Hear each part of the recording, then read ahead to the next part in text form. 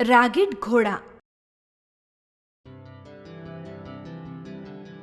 एका घोड्यांच्या सौदागराकडे एक अतिशय रागीट घोडा होता. तो त्या घोड्याला विकायला शेजारच्या गावी चालला होता.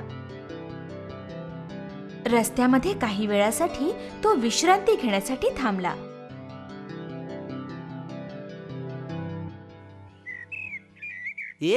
तुझ्या गाढवाला तिकडे बांधू नको. माझा घोडा फार रागीट आहे. तो त्या गाढवाला मारून टाकेल. हे झाड काय तुझ्या मालकीचं आहे? मी माझं गाढव इथंच बांधणार.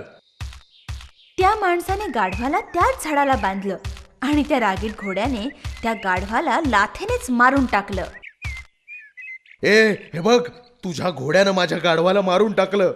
आधी मला दुसरं गाढव आणून दे, मगच तू इथून जाऊ शकतोस. मी तुला आधीच सांगितलं होतं, तरी तू बांधलंस. आता जबाबदारी माझी नाही. ठीक आहे, मग मी दरबारात फिर्याद करीन.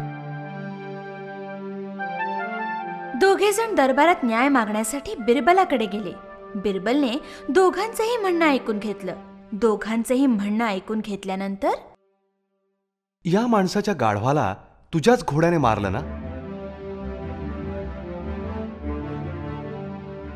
अरे बोल ना, तू बहिरा आहेस का?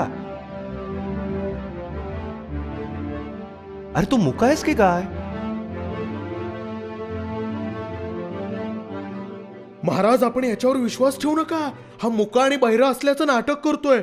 मी जेव्हा माझ्या गाढवाला झाडाला बांधत होतो तेव्हा हाच मला ओरडून सांगत होता, तुझ्या गाढवाला इथं बांधू नको, बांधू नको. माझा घोडा रागीट आहे, तो तुझ्या गाढवाला मारून टाकेल. तो असं सांगत होता जसं काही झाड त्याच्याच मालकीचं होतं.